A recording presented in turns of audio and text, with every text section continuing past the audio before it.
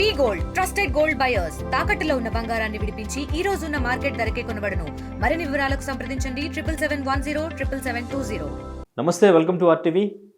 So finally game changer trailer నిన్న release అయింది. చూసిన తర్వాత ఫ్యాన్స్ అందరికీ కూడా నిజంగా చాలా బాగా అనిపించింది.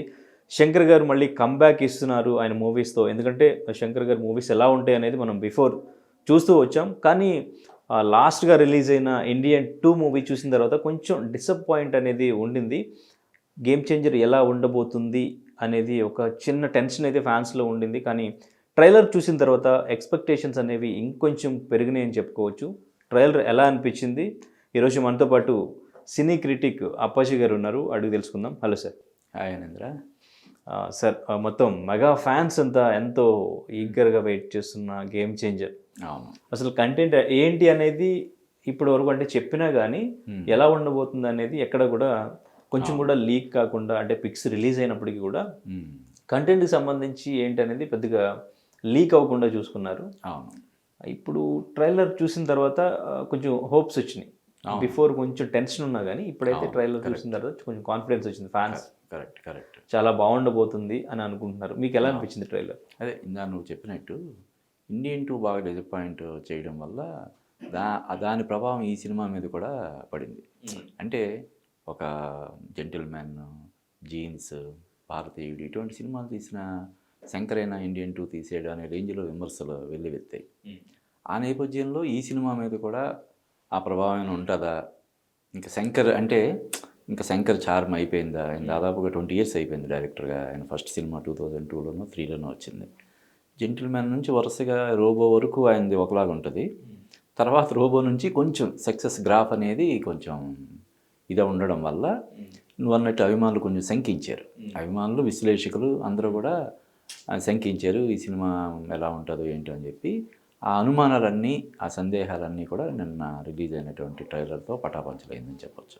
అంటే మొత్తానికి ట్రైలర్ చూస్తే వన్ మ్యాన్ షో లాగానే చాలా శంకర్ గారు చెప్పినట్టు ట్రైలర్లోనే కనిపించింది. చాలా రేసీగా, చాలా స్పీడ్గా షార్ట్స్ అనేవి కనిపించినాయి మనకి. అంటే శంకర్ సినిమాలన్నీ కూడా హీరో సెంట్రిక్ సినిమాలే ఉంటాయి. అంటే రొమాన్స్, తర్వాత సెంటిమెంటు, డ్రామా, కామెడీ అన్నీ ఉన్నప్పటికీ కూడా ఎక్కువగా హీరో సెంట్రిక్ ఫిల్మ్సే ఉంటాయి శంకర్ సినిమాలన్నీ. ఇది కూడా అలాగే ఉంది. ఇప్పుడు ఇందులో చూస్తే మనం ఆ కాదంబరి కిరణ్ ఒక సీను, అంటే అందులో కామెడీ ఉంది. అంజలి ఇది చూస్తే సెంటిమెంట్ ఉంది, ఎమోషన్ ఉంది, డ్రామా అన్నీ కూడా అంటే కలగలుపు. సంక్రాంతి సినిమాలో ఏదైతే ఆడియన్స్ ఆశిస్తారో ఒక సినిమా నుంచి అవన్నీ కూడా ఉన్నట్టుగా మనకి అనిపిస్తుంది.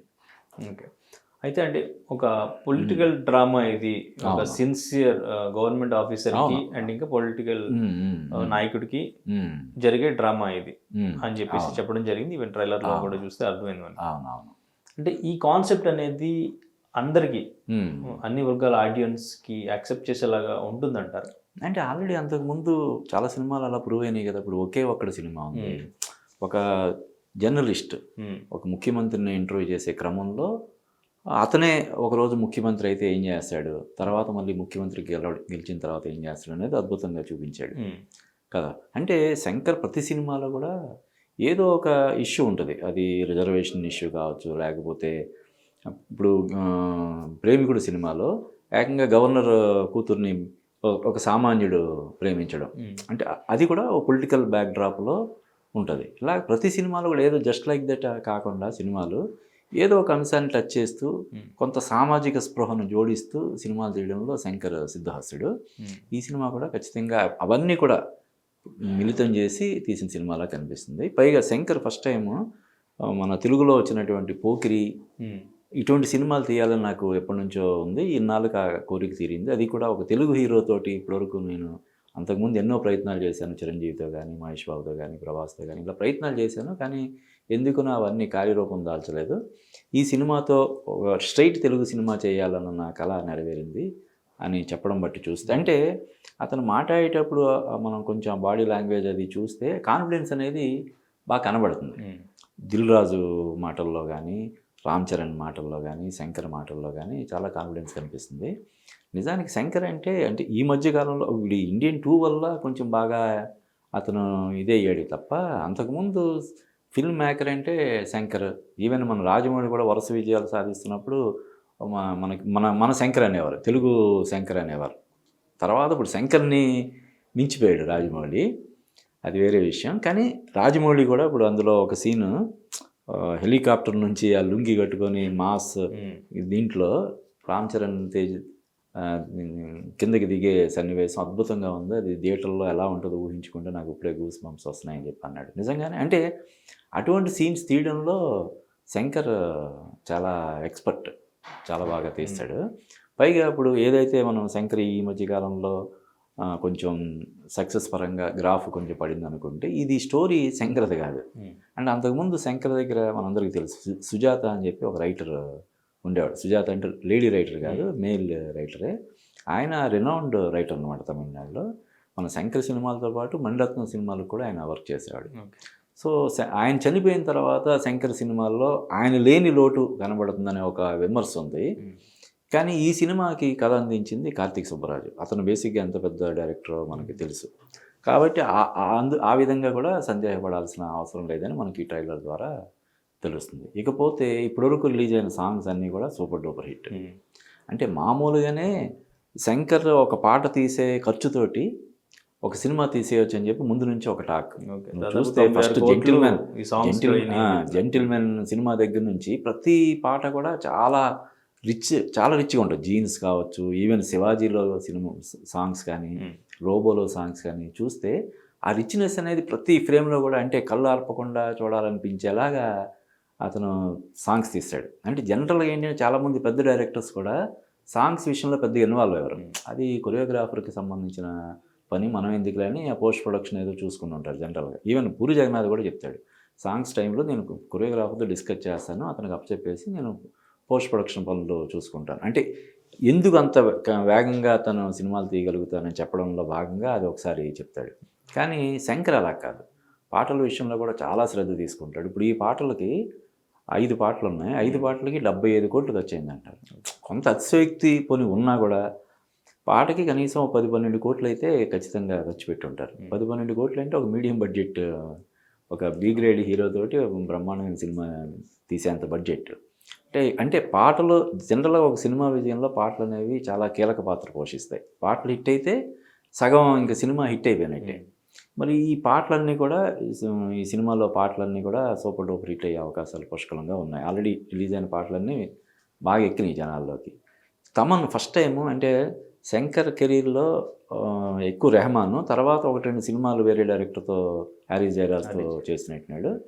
తర్వాత తమన్తో ఫస్ట్ టైం చేస్తున్నాడు.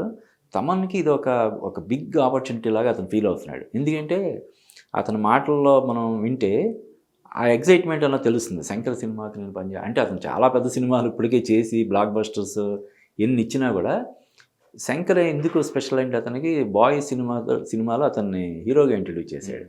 కాబట్టి శంకర్ సినిమాకి వర్క్ చేయడం అనేది అతనికి డ్రీమ్ కమ్ ట్రూ లాంటిది. అందువల్ల చాలా ఎగ్జైట్మెంట్ తోటి ఉన్నాడు. దీన్ని ఆ పాటల్లో వచ్చేలాగా చాలా కేర్ తీసుకున్నాడని మనకి అర్థమవుతూ ఉంది. కాబట్టి ఇటు పాటలు బాగుండి యాక్షన్, ఇప్పుడు నార్త్ ఇండియాలో అంతా కూడా యాక్షన్ సినిమాల హవా నడుస్తుంది కదా. సో యాక్షన్ పుష్కలంగా ఉందని ఇందులో అర్థమవుతుంది. పాటలు హిట్ అని, ఇంక మంచి సెంటిమెంట్, ఇప్పుడు ఖైరా అద్వానీ ఉంది, అంజలి ఉంది, శ్రీకాంత్, సముద్రకని, ఎస్జే సూర్య, అలా పుష్కలంగా కాస్టింగ్ పుష్కలంగా ఉంది. రామ్ చరణ్ ఒక 3-4 షేడ్స్లో కనిపిస్తున్నాడు. ఐపీఎస్ ఆఫీసర్గా, ఐఏఎస్ ఆఫీసర్గా, రైతుగా, స్టూడెంట్గా, ఇలా ఇన్ని వేరియేషన్స్ ఉన్నాయి. కాబట్టి ఆటోమేటిక్గా ఖచ్చితంగా సినిమా చాలా పెద్ద విజయం సాధించడానికి అవకాశాలు ఉన్నాయని చెప్పొచ్చు. ఓకే, కానీ సార్ అంటే శంకర్ గారు టచ్ అయిన పాయింట్ అంటూ లేదు. మ్యాక్సిమం ఆయన సినిమాల్లో ఇప్పుడున్న సొసైటీలో జరుగుతున్న సమస్యలన్నింటినీ కూడా ఆయన మూవీలో మ్యాక్సిమం చూపించారు. ఇంకా ఈ మూవీలో అంటే కొత్తగా ఇంకా ఏ సమస్యలు అంటే ఇప్పుడు జరుగుతున్నవి, ఎందుకంటే 3 years నుంచి మూవీని తీస్తూ వచ్చారు కాబట్టి అప్పుడు జరిగిన సందర్భాలు, సన్నివేశాలని ఇప్పటికీ ప్రేక్షకులకి తీసుకొస్తే అది యాక్సెప్ట్ చేసేలాగా సన్నివేశాలు ఉంటాయా? కొత్తగా ఇంకేమైనా పాయింట్స్ ఇంకేమైనా అంటే ఇప్పుడు ఎప్పుడో చాణక్యుడు చెప్పిన చాణక్య నీతి ఎన్నో 100 సంవత్సరాల క్రితం చెప్పింది ఇప్పటికీ అప్లై అవుతుంది. పర్టికులర్గా రాజకీయాల్లో రాజకీయ నాయకులు అంటే రాజులు, పరిపాలకులు ఎలా ఉండాలి, ఎలా ఉండకూడదని అతను చెప్పినవి ఇప్పటికీ కూడా అప్లై అయ్యేలాగా ఉంటాయి.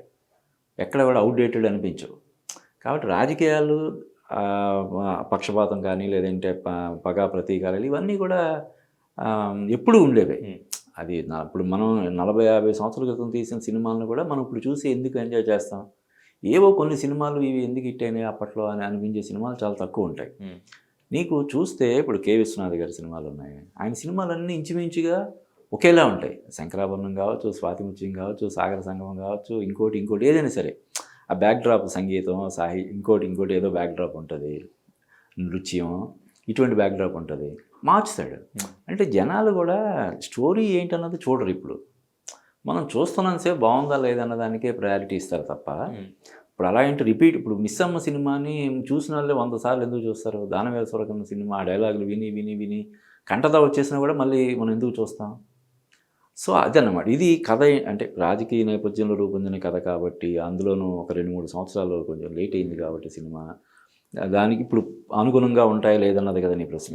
రాజకీయాలు ఎప్పుడు కూడా ఇదిగానే ఉంటాయి. అంటే పాన్ ఇండియాగా ఇప్పుడు అన్ని స్టేట్స్లోనూ పాన్ ఇండియాకి రిలీజ్ అవుతుంది కాబట్టి, అండ్ ఈవెన్ ఇప్పుడు గ్లోబల్ స్టార్, అవును, దానికి RRR తర్వాత చేసేలాగా RRR తర్వాత అలా ఉంటుందంటారా? అన్ని స్టేట్స్లోనూ నార్త్లోనూ కనెక్ట్ అయ్యేలాగా అంటే అదే ఆ ప్రయత్నం కదా వాళ్ళు, డెఫినెట్గా వాళ్ళు చేసే ప్రయత్నం అదే కదా. ఇప్పుడు ఇందాక చెప్పాము, ఎక్కువగా నార్త్లో యాక్షన్ సినిమాలు బీభత్సంగా ఆడుతున్నాయి. ఇప్పుడు పుష్ప సినిమా అక్కడ విపరీతంగా ఆడేస్తుంది. ఎందుకు ఆడుతుందో కూడా అక్కడ జనాలకు అర్థం కావట్లేదు. ఇప్పుడు అమీర్ ఖాన్, యశ్రాజ్ ఫిల్మ్స్ వీళ్ళందరూ కూడా ఆ సినిమా సక్సెస్ని, అంటే అది కూడా ఒక సూపర్ డూపర్ సక్సెస్ని వాళ్ళు యాక్సెప్ట్ చేసి అభినందిస్తున్నారు. సో ముందు నుంచి కూడా అక్కడ యాక్షన్ సినిమాలకి ఎక్కువగా ఇంపార్టెన్స్ ఇచ్చిన, బ్రహ్మరథం పట్టిన సందర్భాలు ఉన్నాయి. ఇది కూడా యాక్షన్ ఇందులో పుష్కలంగా ఉంది. ఇంకా అందులో అంటే ఆ ఏదైతే కాన్ఫ్లిక్ట్ ఉంటుందో ఆ కాన్ఫ్లిక్ట్ని ఎంత బలంగా చూపించారనే దాన్ని బట్టే సినిమా సక్సెస్ ఆధారపడి ఉంటుంది. మెయిన్ కాన్ఫ్లిక్ట్ ఏదైతే ఉందో, ఆ సీఎంకి ఐఏఎస్ ఆఫీసర్ కావచ్చు, ఇంకోటి కావచ్చు, ఏదైనా సరే దాన్ని ఆ ఘర్షణ దీన్ని ఎంత చక్కగా చిత్రీకరించారు, దాన్ని ఏ విధంగా మలిచాడు అనే దీని మీద సక్సెస్ ఆధారపడి ఉంటుంది. శంకర్ ఎప్పుడు కూడా సినిమా తీయడంలో, తెరకెక్కించడంలో అద్భుతం. అంటే ప్రతి ఫ్రేమ్ కూడా ఒక బ్యూటిఫుల్ దీనిలాగా, సీనరీ లాగా తీస్తాడు. కాబట్టి రామ్ చరణ్ RRR సినిమా తర్వాత అతనిలో చాలా మెచ్యూరిటీ వచ్చి ఉంది కాబట్టి డెఫినెట్గా ఈ సినిమా ఒక రేంజ్లో సక్సెస్ అవ్వడానికి అవకాశాలు ఉన్నాయి. అయితే సార్ ఇప్పుడు సంక్రాంతికి డాకు మహారాజ్ సంక్రాంతికి వస్తున్నాం, గేమ్ చేంజర్. అవును, డెఫినెట్గా అందరూ సంక్రాంతి విన్నర్ ఎవరు అనేది ఒకటి చూస్తుంటారు మూవీస్లో, ఏ మూవీ బాగుంది అని చెప్పి. అవును. సో మీ ఎక్స్పెక్టేషన్ ఏంటి? అంటే ఇప్పుడు మనం పలానా సినిమా ఖచ్చితంగా విన్నర్ అవుద్దని మనం చెప్పలేని పరిస్థితి. ఎందుకంటే 3 సినిమాలకు కూడా క్రేజ్ బాగానే ఉంది. ఇప్పుడు నువ్వు అన్నట్టు అంతకుముందు గేమ్ చేంజర్ గురించి కొంచెం చిన్న అనుమానాలు ఉండేవి, కానీ ట్రైలర్ వచ్చిన తర్వాత గేమ్ చేంజర్ కూడా ఈక్వల్ క్రేజ్ వచ్చేసింది. ఇప్పుడు డాకు మహారాజ్ మొన్నటి వరకు ప్రచారంలో కొంచెం వెనకబడ్డాడు అనుకుంటే, ఈ దబిడి సాంగ్తో నిజంగా దబిడి అయిపోతుంది. మొత్తం సోషల్ మీడియా అంతా కూడా ఓ రేంజ్లో హల్చల్ అయిపోతుంది. అంటే అది ట్రోలింగ్ కావచ్చు, లేదంటే ఇంకోటి కావచ్చు, లైకింగ్ కావచ్చు, ఏదైనా సరే సాంగ్ గురించి స్పెషల్గా మాట్లాడు బీభత్సంగా ఇదవుతుంది. ఇంకా సంక్రాంతికి వస్తున్నాం, వాళ్ళు సినిమా ప్రమోషన్స్ తిరగదీసేస్తున్నారు. వాళ్ళు అనిల్ రావిపూడి రకరకాలుగా దాన్ని సినిమాని ప్రమోట్ చేస్తున్నాడు. కాబట్టి ఇప్పుడు ఆడియన్స్లో ఏమి 3 సినిమాల్లో ఏది విన్నర్ అంటే ఎవరు ఏది చెప్పలేని పరిస్థితి. ఇంకోటి ఏంటంటే సంక్రాంతికి ఒక 3-4 సినిమాలని సూపర్ డూపర్ హిట్ చేసేంత స్టామినా ఉంటుంది. అంతకుముందు మనం చూసాం.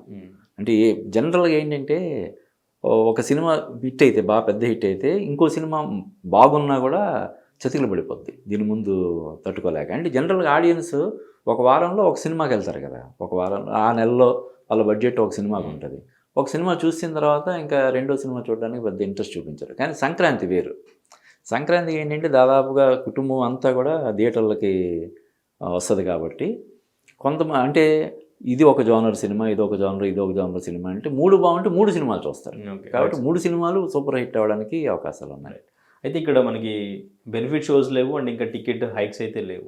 అవును, అక్కడ చూస్తే ఇప్పుడు అల్లు అర్జున్ వర్సెస్ రామ్ చరణ్ అన్నట్టుగా ఫ్యాన్స్ ట్వీట్స్ చేస్తున్నారు. ఈవెన్ కలెక్షన్స్ని కంపేర్ చేస్తూ కూడా చేస్తున్నారు.